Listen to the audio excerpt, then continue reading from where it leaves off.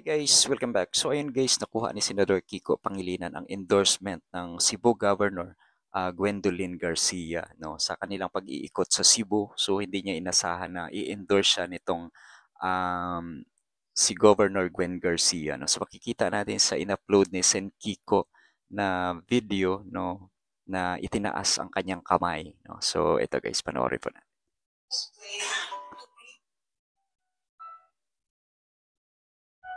And ang sabi niya kanan, I was in the lounge. He went out of his way. He really went out of his way to greet me and to say, how are you? Give my regards to Papa John. I was so touched by that gesture. Diyan talaga makikita kung anong klaseng tao siya.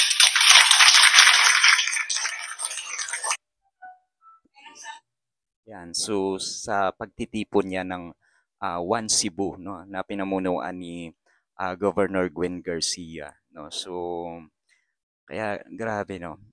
Kahit saan magpunta si Senador Kiko Pangilinan, saan siya mag-ikot, talagang um, malalaking leader, no, ang nag-iendorso. So katunayan po 'yan na marami talagang nagtitiwala, no, kay Senador Kiko Pangilinan at nakita yung kagandahan ng kanyang plataporma, no. So ayan guys, kasabay din nito, no, ang meeting de avance ni Senate Kiko Pangilinan sa Plaza Independencia na dinaluhan ng napakaraming mga tao, no. Marami ring mga guest artist ang nandun, no. So ayun.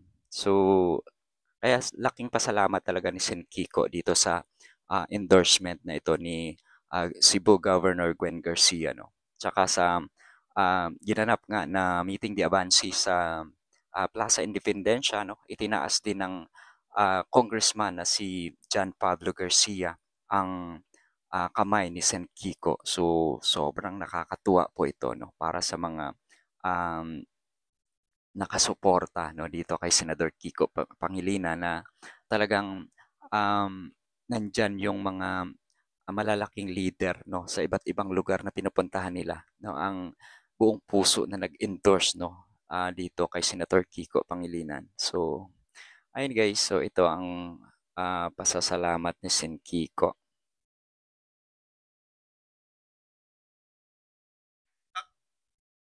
Meron pala silang meeting.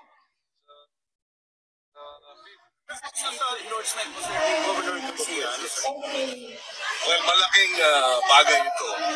As you know, wala tayo sa admin, pero at dahil dyan, wala tayong malaking makinarya. Pero ngayon, at in-endorse tayo dito ni Governor Gwen. Una, maraming salamat. Daghang salamat, Gov Gwen, for your support. Malaking bagay. Pinakamalaking voter province ang Cebu. So we hope to be able to win big here with her support. And syempre, sa ating mga Supuanon, sa our gihigugma na Supuanon, we thank you for the support. We were number one here in 2007.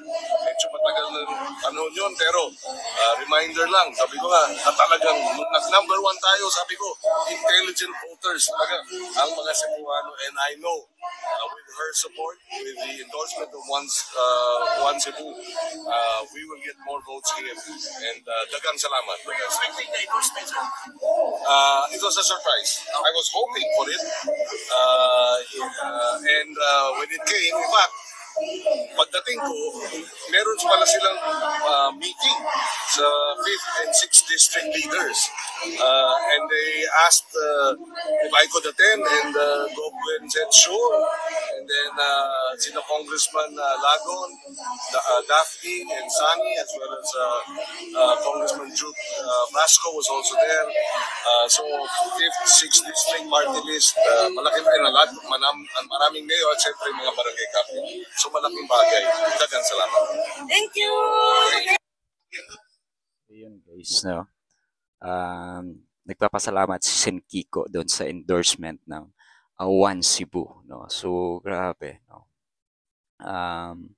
Kaya wag talaga natin kalimutan number 51 sa balota, no. Kailangan nating ipanalo, iboto, no, at ibalik sa Senado, no, si Sen Kiko Pangilinan. So kailangan po siya ng bansa natin, no. So Yun lang guys, no? So maraming salamat sa One Cebu sa pag-endorse kay Sen Kiko Pangilinan. So ipanalo po natin guys.